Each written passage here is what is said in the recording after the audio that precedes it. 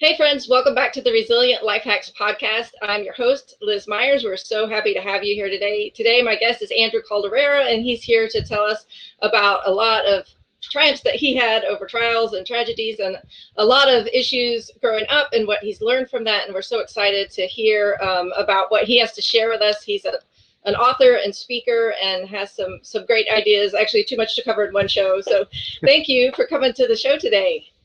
Hi, Liz. Thank you so much for having me, and thank you, everybody, for joining us. And just to start off, my name is Andrew Calderella. It's like Cinderella. It's Calder instead of Cinder because I'm the male version of Cinderella. And yes, that means I am looking for my princess to come rescue me. So. All right. Yeah, well, that's good. So tell us a little bit before we get into your book and your topics and stuff, just about, your background and some of the struggles that you dealt with bullying and issues as a child and how that impacted you. Yeah, everybody does want me to start at the beginning. So let's see, I was born in Detroit, Michigan in 1966 to parents fighting for the civil rights movement. I was born with dyslexia, other learning disabilities, on the spectrum, as they say. I also have a lazy eye, which meant I was legally blind in one eye, so they put a patch over my good eye to make me look out of my bad eye.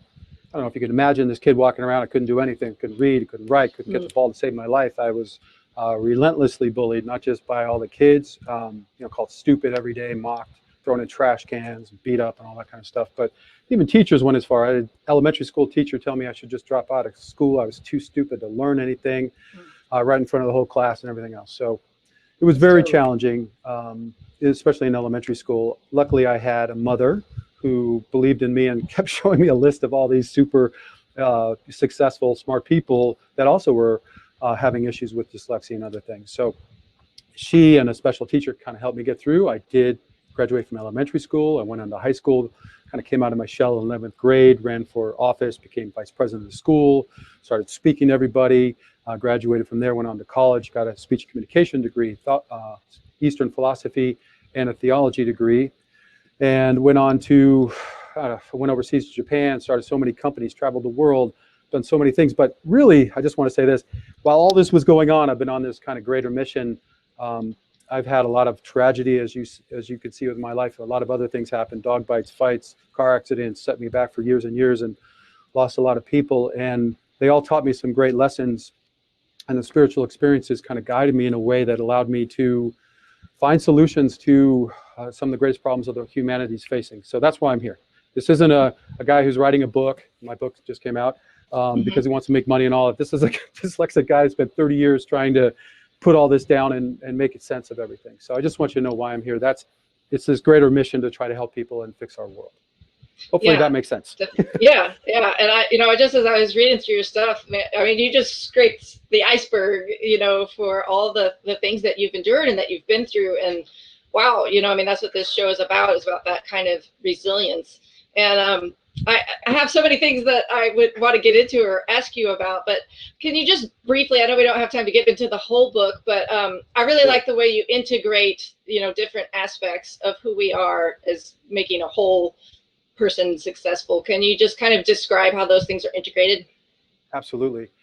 Well, what I found when I was young is that if any one of these links, you can call them, any one of these big parts of your life fall apart, it will ruin you. I mean, it can ruin you or certainly destroy you. That means like your health, your relationships, your finances. I mean, I can go on and on. It really doesn't matter. It's almost like we're as strong as our weakest link. So if we're going to be truly successful as people, really be our best self, live our best life and all the rest, you need to have a really good, clear idea of how to build up all these basic foundations so that you can go to that next level. Let me say it like this. It's like a mom. To be the best mom you can be, you're not going to be the best mom if you're tired, if your mind isn't right, if your emotions are crazy and, all these other parts. But if you're balanced, if you're have all these aspects of life in balance, you'll be able to be a better mom. So these the idea is, one of the pieces I have in the book, I call it the 10 laws. And the first 2 laws really give us our purpose. The primary purpose of life is to become your true self, live your true life, and go to heaven. But the idea to become your best self and live your best life is fundamental to all of humanity. Make sense? Yeah, that's really great. I like how you say that all those things are integrated. I kind of came to that same conclusion myself when I was struggling with depression.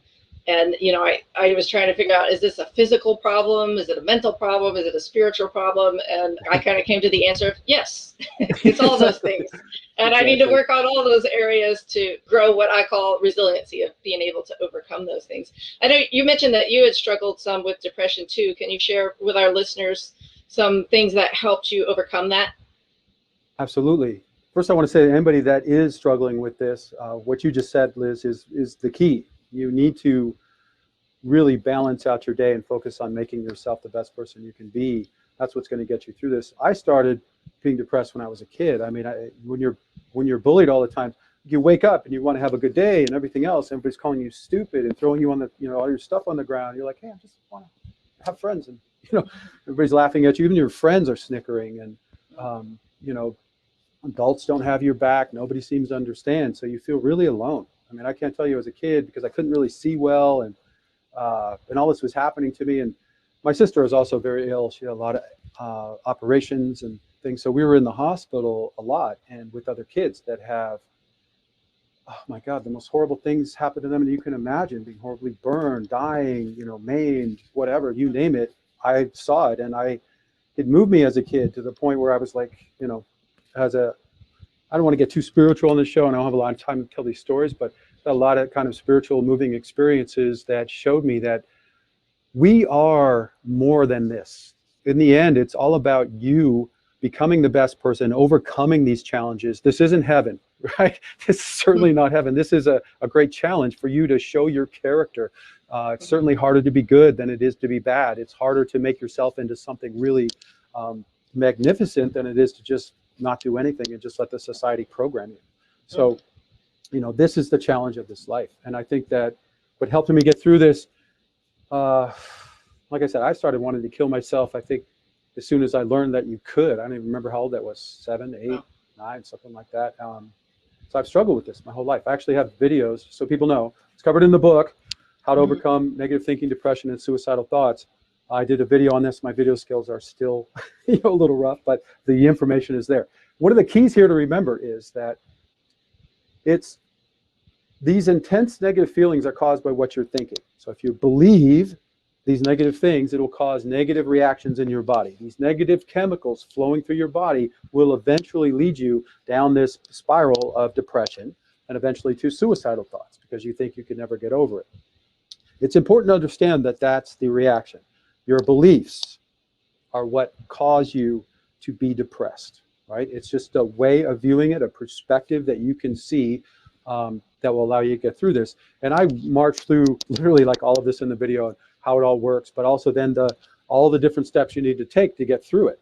And again, we probably don't have time for that in this show, but I want people to know what's out there. The very first step, though, is really, I could go through it quickly, is to face this. Don't push it down. Don't ignore it. You're meant here to feel things, and it determines who you become. Because you're feeling sad, you're feeling depressed, you're feeling whatever it may be, let yourself feel it. When you come out through the other side is the whole point. You can't get through that other side unless you kind of go through what you're meant to understand. So there's a lot of lessons in there. There's a lot of trials, challenges, and keys that you can find if you really, really examine this situation that you're in. Yeah. Okay. Yeah, that was totally my experience too. I tried to just push on, ignore it, try not to tell anybody, just smile and fake it. And you can only do that for so long. Just like your example earlier, I was not being the best mom I could be because I wasn't taking care of myself. And you do have to face those things to get over them, to get through them, but also to learn from them, to go back and mine that experience and say, how can I use this to, like you're saying, be a better person, but also to help others, to serve and bless other people who are also going through stuff. Yeah, that's one of the keys of the 15 whatever things on there. I don't remember how many there are, but that's absolutely one of them, is to learn it, but also to help other people. I think one of the other keys to know is that change is guaranteed. I think when you get in these situations, you think like, this is how it's going to be. Yeah. I know people have lost children, been molested or paralyzed, whatever the horror that has happened to you. what you're experiencing right this moment doesn't necessarily mean it's going to be this way all the time. Even if you're paralyzed, you can change your attitude and your mindset to become the master of your mind and body. I had to do that. I was hit by a car, laid up for 5-10 years. I've talked to people that have been paralyzed, and if you fixate on what you lost and what you can't do, it'll drive you crazy. You need to focus on what you have the ability to do and realize that this life is temporary. It's a huge challenge of your character to see if you will embrace the virtues versus vice, if you will walk the path to be your best self and find the answers, or will you just fold up and fail? And I think that our society is made in a way that too many people are failing. We need to create more circumstances where we can all kind of help each other out, give a hand up. It's not a failing if you're having a problem, for God's sake. We're humans. We're all flawed. I'll tell you right now, I've been depressed. I wanted to kill myself. You know, you can look at me and say, oh, that guy, he's a failure. No, you know how many people feel that way? Probably most of humanity at some point in their life. Yeah. That has been a huge lesson in my life too, is to learn that it's not falling down that makes me fail. It's when I refuse to get back up, because we're all going to fall. We're all going to stumble, but it's, are you going to get back up again and keep trying? And that's been huge for me. I just speak to that point quickly. Please, I think that's the whole reason why I'm here right there, is because what I found is there are actual ways that you can get up that will make you a better person and make the whole process easier. And that's why I wrote all of this stuff. And again, when I say I'm a dyslexic guy writing a book, it's literally like I'm writing madness, like you would read if I wrote by hand. You couldn't even interpret it. I can't even interpret it if I look at it too long after I write it. So I had to decode all of this to get this out there. And the only reason I'm doing it is because I found these secrets that will help you do all of this. So that's why I'm here. And I haven't had anybody disagree with any of this. So, you know, do you think you would have found these things that you're eager to share with the world if you hadn't been through these struggles and trials as a child and later in adulthood? No, and I've talked about this with other people. You know, we need to be burned to learn and shaken to awaken sometimes as human. God can work in your life, but if you're not willing to look, you know what I mean, or pay attention, it doesn't really matter what you're shown. So sometimes, like for me, I have a lot of energy. It's part of who I am. Very hard for me to sit down and just write for hours and hours and hours and hours. Years ago, it was really difficult. I listen to books when I would go around and get knowledge and take notes and do all this. But when I was hit by the car and forced to just not move, it's kind of what helped me do that. So part of the steps of realizing how to overcome depression, all of this, realizing that sometimes what you're going through seems like the worst thing ever, but we'll end up in a better place. And it's up to you, though, to make those choices and take those steps to get to that better place. And I found this in every circumstance. I also want to say this, too, that really quickly. So many things come to mind like you do. There's so many things to talk about. The whole point of us creating a society where, you know, maybe I have challenges as a kid. We can set kids up to have challenges in all sorts of ways. But, you know, I didn't need to almost be murdered or drown as a kid. I didn't need to be thrown in trash cans or hit or, you know, all the rest of the traumas that had me to see these things. I could have had other ones, you know, and the same thing with some kids. You don't need to be molested or you know, beaten or whatever. These people grow up and they do great things, but it's like we're still traumatized. You know what I mean? We still have scars, and it's not cool. It doesn't make what the bullies did okay. It doesn't make any of the circumstances okay. And I think that's the whole kind of point here, is we can fix our society to give ourselves challenges to where that bottom level isn't so horrible for so many people. Does that make sense? Yeah, definitely. How is it that you were able to overcome that bullying? I know you mentioned that your mom played a big role in that. You know, do you have any words of wisdom to share with people who maybe have a child who's going through that?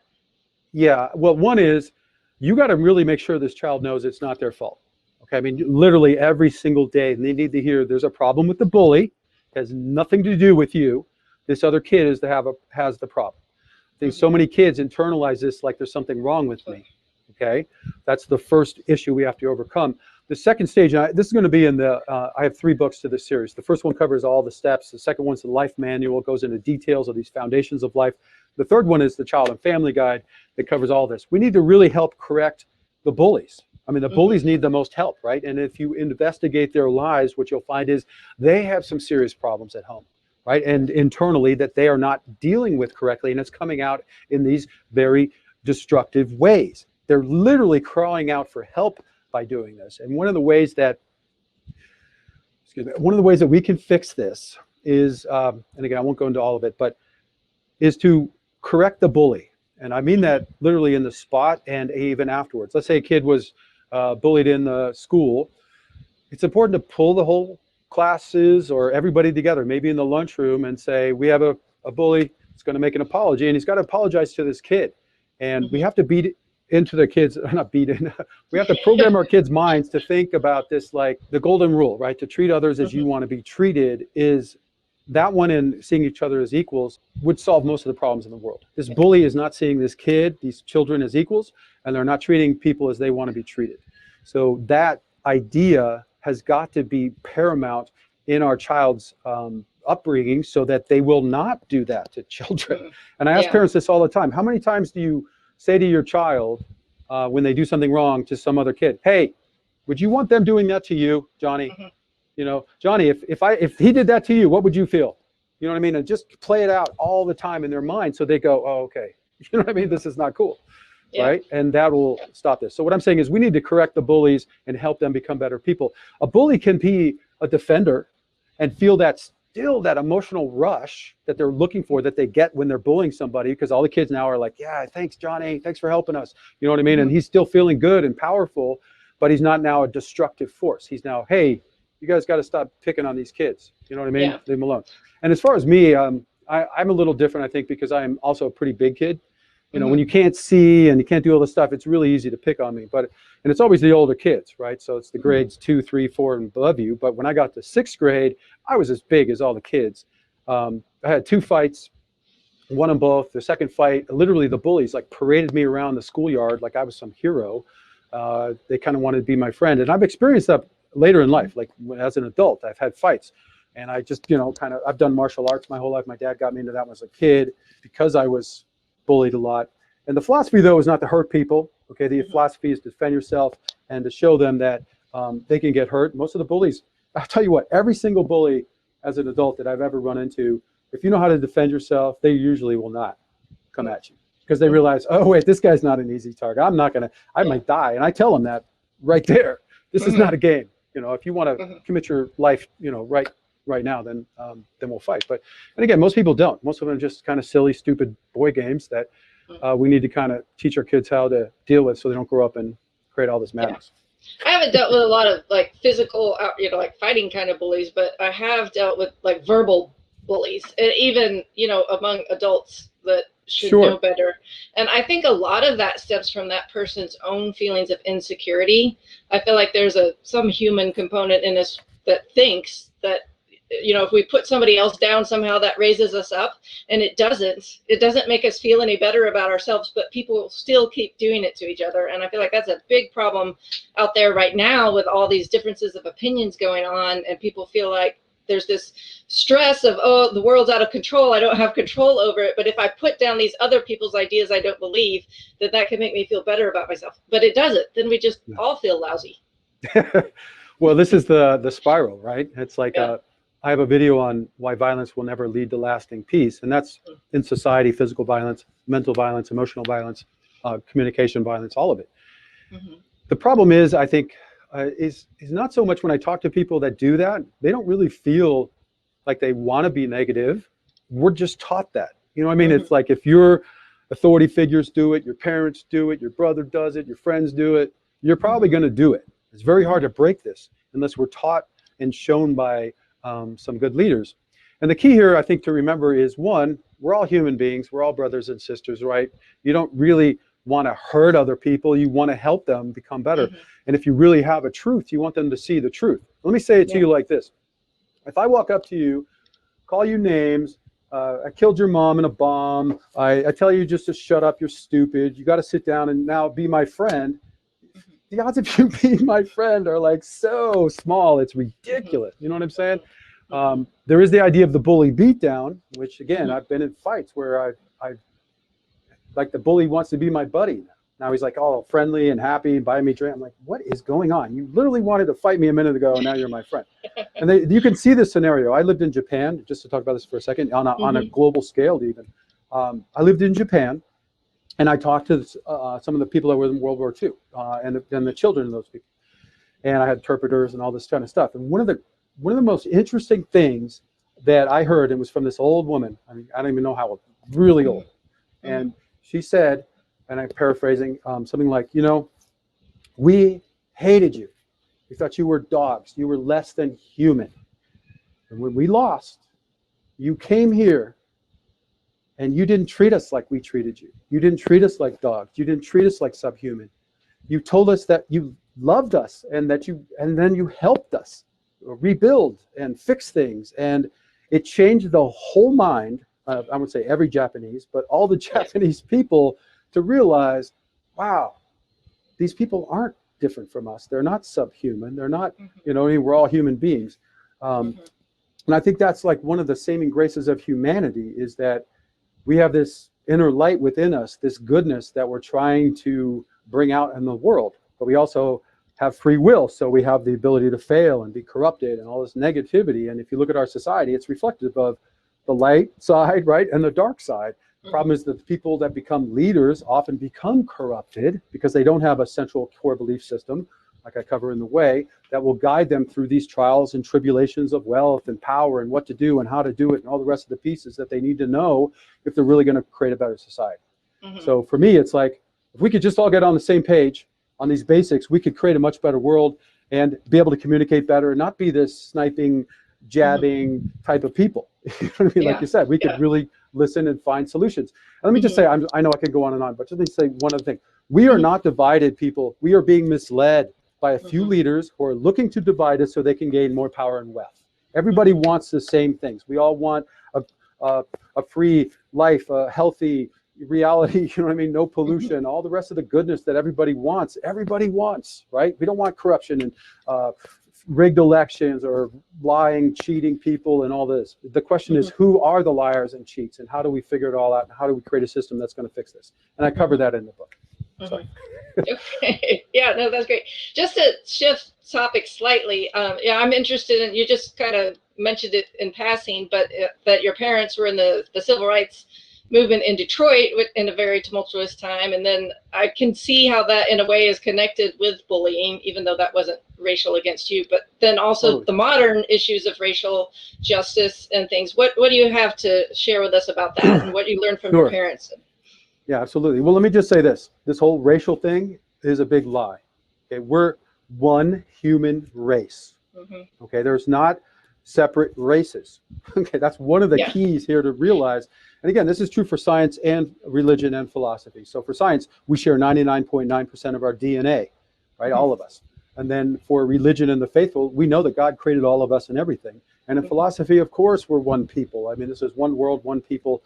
It's the divisions of land and circumstance over thousands of years just made us look a little different. But in reality, if you talk to people, I've met people all over the world, we all seriously want the same things for ourselves. We want to be healthy and happy, have a passionate thing that we do in our life, that whole ideally that we could make money from. We want family, we want clean air and all the rest of the goodness. I mean, who wants horrible stuff? You know what I mean?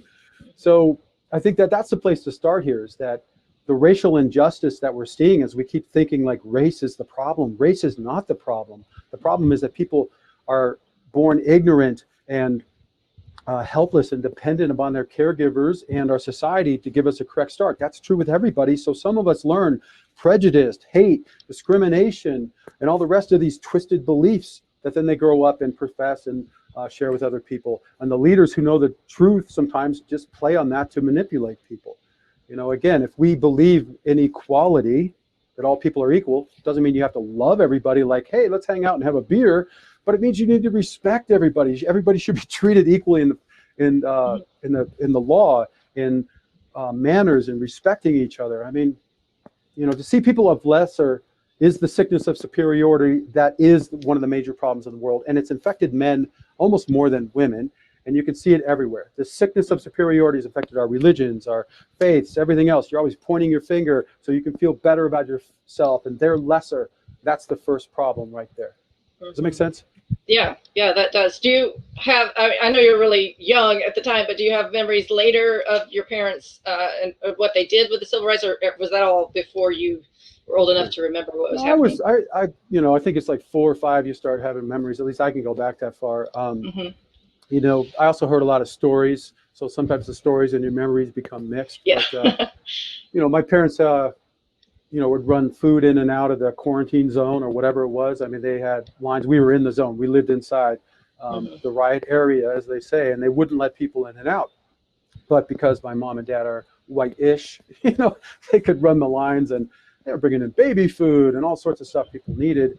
But again, we're white, so we also had, our friends were black, and one of our closest friends is this guy that described to me as like 6'8" or something, huge guy. I used to run up to him and climb up him. My dad was 6'4". I used to do that to him too. I was a big climber.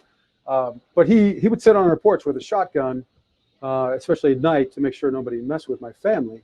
And, because it was a big time, and it's not like, this group was called Focus Hope, and it was reaching across the lines and trying to make all this happen. So, it's when you're in there and you're dealing with this, it's like, how do I say this? It's just your brothers and sisters. It's your friends. I mean, who cares what color your skin is? I can't tell you how many white people I know that lay out in the sun to make their skin darker. It's like, why? It's like, so you're going to do that, but you're going to discriminate against somebody that has darker skin. Is kind of ridiculous.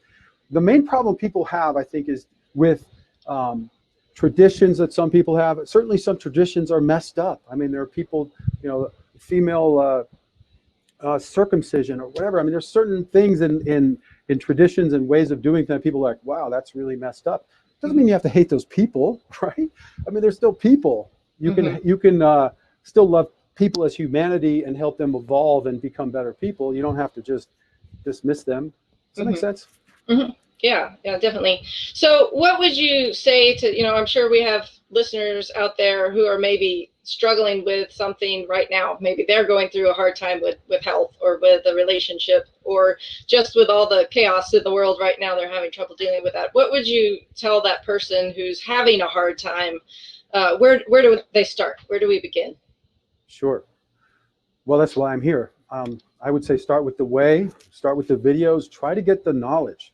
It's only through a certain amount of information that will allow you to get through this. And what I found is, like, the beauty of humanity, and this is one thing I think sometimes, the idea is for them to learn, for them to have the desire and want to find this information is the first key. But it's like, then what do you give them, right? We all have to start somewhere. So if you're going to be resilient and you're going to get through this, you got to have hope. And people say, like, it took me so long to get here. I've had so many trials, it kind of delayed me. And a couple of my friends are like, this is why, dude.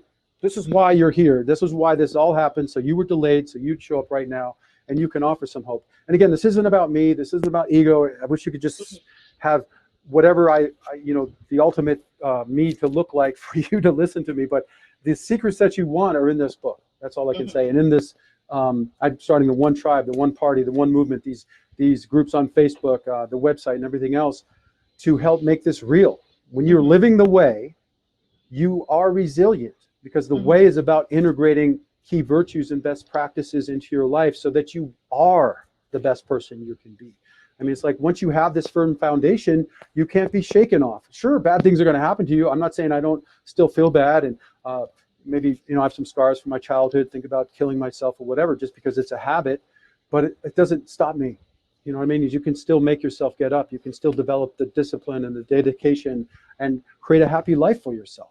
You don't have to be hemmed in by what was. You can create what you want if you have the right knowledge. Does that make sense? Yeah, I often say that we can't choose the things that happen to us, but we can choose how we respond to those. And that can make the difference of whether it's a positive blessing in our life or something that weighs us down and prevents us from moving forward. Absolutely. And I just talked to somebody who just lost a child. And I said to him, if you asked your child right now, they would not want you to hurt yourself, be depressed, and become hurt. I don't know how to say it, become lesser than you are because of their death. They would want you to be able to use that somehow to become a better person. What I'm saying to you is this is not heaven. You're a spiritual being that lasts forever. This is a trial, tribulation, testing ground.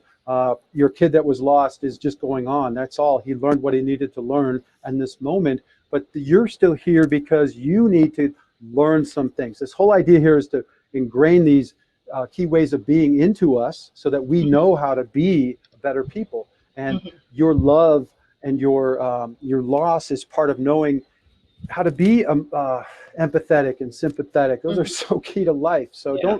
don't think the bad things are always like done to you. You know, they're done for you if you take it right. And like you just said, I mean, it's all about how you respond. And if you have the right knowledge and the right habits and everything else, you can respond and become better through everything. Yeah. Well, thank you so much for sharing that with us. You just have an incredible story. Can you tell our listeners where they can find out more and where they can get your book? Sure. The hub for everything is the website, and it's 7wayme. That's the number 7, WAY.me. And on there you can learn more about the way, where to get it. You can join the One, which is the One Tribe, which is where we're going to be sharing all this information that's in the way, and videos and groups and meetings. We have the One Movement and Party on there, which is about literally changing our world to integrate the better things that we all want. And there's videos on there, like I said, the negative thinking, how to overcome negative thinking, depression, suicidal thoughts, how to overcome addiction is on there, as well as how to stop corruption, how to fix our justice system, and so many more. And I'll be doing a lot more. And I'm just getting started, so please help me. Please join me in all these things and share this with people. The only way this works is if we all kind of unite and help each other. Yeah. All right. Well, thank you so much for sharing that. It's been great having you on today. Thank you. Take care, everybody.